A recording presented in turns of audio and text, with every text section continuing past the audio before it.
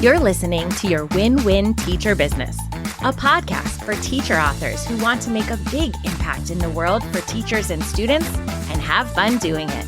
I'm your host, Janice Cook, here with a pep talk to start your week off strong.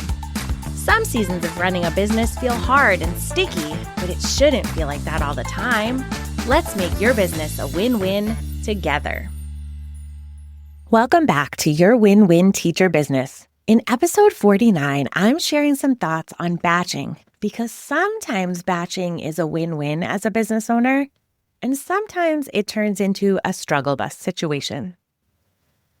I had the honor last week to speak to a focused, motivated group of teacher authors about systems that can set them up for success at the start of a new school year.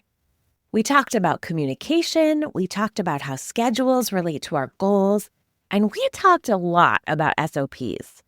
I saw a flurry of people roll up their sleeves and start building incredibly impactful Asana workspaces inside my course during the same time period, and I was in awe listening to all the big goals that TPT sellers are working on during this school year to support the world of education.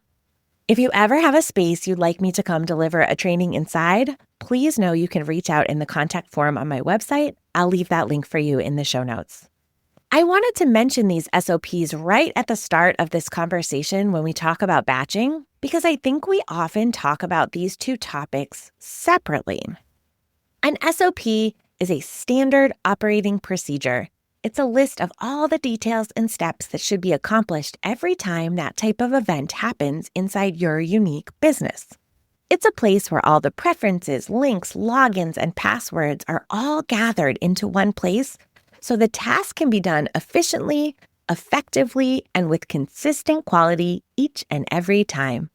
And while we often think about SOPs as something that we create when we're preparing to hire help inside our business, I strongly encourage solopreneurs to leverage the power of SOPs for themselves. Explaining the task in a crystal clear way that someone else could follow will help you find so much clarity on how you want a task to be done inside your business.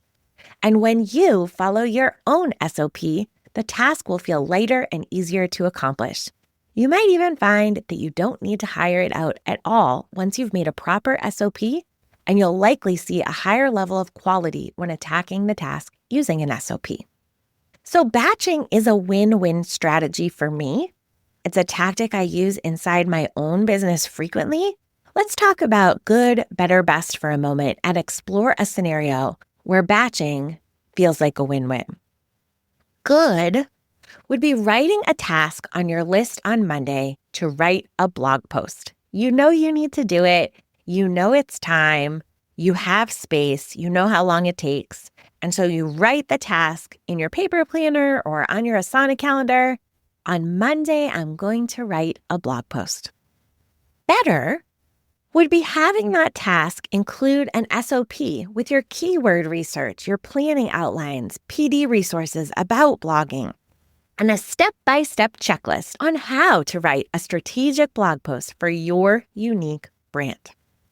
Best would be using the momentum that you had when writing one blog post to write multiple blog posts, while all of the tabs and passwords are at your fingertips and the overall content spiderweb strategy is top of mind.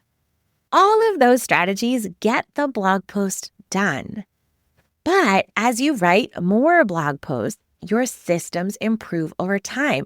And you start to notice little glimmers of strategies that help the blog posts come out better and help them get done faster and help them actually make it to the finish line. And we want to notice glimmers of things that are working so that we can make that the way we always do that task in the future. So when I'm armed with an SOP, I'm no longer writing a blog post just to check it off my list. Suddenly, I can see the big picture of how this blog post will help me reach my business goals, and I can feel the excitement of bringing it closer to the finish line. And when that strategic energy is pulsing through my veins, I want to keep going. Starting the writing is the hardest part, but once I see progress toward the goal, I naturally want to keep going. And that's where the batching momentum comes into play. If I'm working on keyword research, I likely won't want to stop after I found one single keyword. I'll likely want to follow the rabbit trail for a bit and bank several options that I'm excited to write about because of how they connect to my big picture goals. And if you are working on outlining blog posts, you likely have that SOP right in front of your face, reminding you how to optimize headers and structure a template post in WordPress. Taking the keyword research that is top of mind and filling in the shells of multiple outlines to find the best home and the best angle for each keyword opportunity that you uncovered, that's what will feel the most cup-filling. When we can make a sizable step forward in the process and really see that our efforts brought us closer to our goals, that's when we feel that batching is a win. And some days that might mean we're working on outlines for multiple posts at a time to create some momentum to get us to those finishing steps faster. And for me, image work is always slow. So whether I'm talking about finding, choosing, editing, and renaming photos, or I'm talking about creating new graphics to support a specific post topic, that's slow work for me.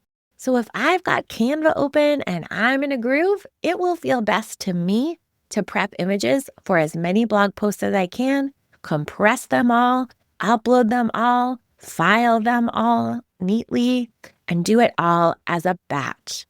It's also going to push image work down my calendar even farther for the future since it's a non-desired task, and I don't want to see it come up on my calendar again for a long, long time.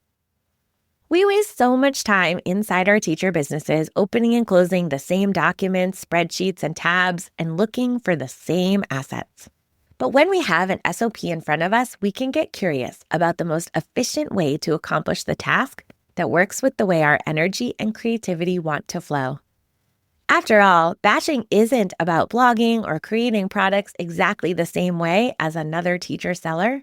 Batching is about finding what works for you so that you can get tasks done in your business consistently, efficiently, and at the highest possible level of quality. So batching isn't for everyone, and there are probably times that you've tried batching and it has not felt like a win. I'm a big fan of batching personally, but I do think it's important to call out that it's not going to be a match for everyone, and that's okay. If everyone around you is having success with batching and you've tried it from multiple different angles and it just doesn't work for you, this is not a skill that you have to conquer to be successful. If you're in a season when you're working in extremely small pockets of time or your energy is very unpredictable, then you might be better off working on one thing at a time, celebrating the baby step, and picking up where you left off at the next work schedule opportunity. And if everyone around you is batching and you are not, don't feel like you're failing or doing it wrong. You might just be living in your season and honoring your own energetic capacity. But if you've tried batching in the past and it hasn't worked out, I hope today's episode just helps you take a moment to reflect. If you had an SOP in place when you sat down to try to batch out that task, it's very hard to write a high-quality blog post without an SOP checklist. And it's likely even harder to write 2 or 3 or 10 or 12 of them without a streamlined, proven, tested system that works. Making the process move smoothly for one post is key before we can try to batch multiple posts at a time. So maybe batching can work for you, but maybe the last time you tried it, you just weren't sure the best way to give it a try. As always, do what works for your brain, but don't give up on the power of batching if it didn't work for you the first time you tried it. And in the spirit of back to school, if you know it's time to get started with SOPs inside your business, but you aren't sure where to start, you'll love my step-by-step free hiring guide at cookfamilyresources.com/hiring-guide. Thanks for making this podcast a part of your day. I'd love to help you find clarity with your next step in business. Go to cookfamilyresources.com/hiring-guide. I'll also leave that link in the show notes for you. This guide is packed with good news for those days when you feel like you can't possibly do it all. It might be time for you to invest in paid support, but the truth is there are a lot of free steps to explore first. After you dive into that guide, I'll be in your inbox every Monday morning with more actionable tips to help you enjoy running your business again. See you in the next episode.